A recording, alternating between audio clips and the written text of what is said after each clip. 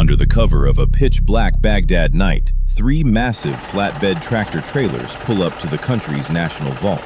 In less than 4 hours, a small crew will pull off the largest bank heist in the history of mankind. No masks, no alarms, no vault-cracking drills. The entire billion-dollar reserve is handed over, using nothing but a handwritten note on a single sheet of paper. This is the minute-by-minute account of how a collapsing dictatorship liquidated an entire country's wealth in a single night. This is the 2003 Central Bank Heist. March 18, 2003, Baghdad, Iraq. The air is thick with tension. Air raid sirens echo through the streets as the city prepares for an imminent catastrophic bombing campaign by the U.S. military. At 4 a.m., a sleek Mercedes sedan pulls up to the central bank.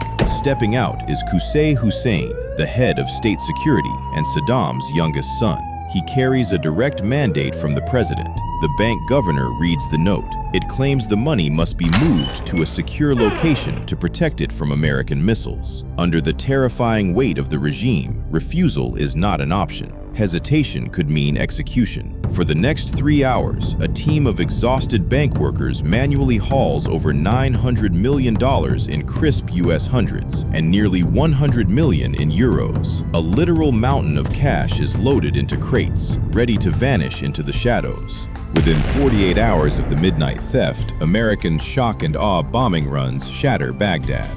The regime collapses, the government flees, and the three flatbed trucks carrying $1 billion completely vanish into thin air.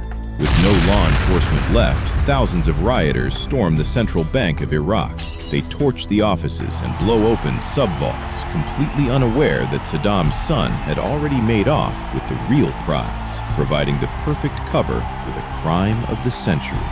Weeks later, troops from the U.S. Army's 3rd Infantry Division move in to secure Saddam's sprawling presidential palaces. While searching the elite presidential quarters, engineers notice a structural anomaly in a concrete wall, leading to an unbelievable discovery. Soldiers breach a false concrete wall, revealing a hidden room stacked floor to ceiling with aluminum ammunition crates. Inside them, over $650 million in crisp, uncirculated American hundreds. American forces successfully recover the bulk of the cash, but over $350 million are completely gone. Qusay Hussein is killed in a shootout months later, taking the location of the missing millions to his grave. The lost wealth enters the black market, destined to finance an insurgency.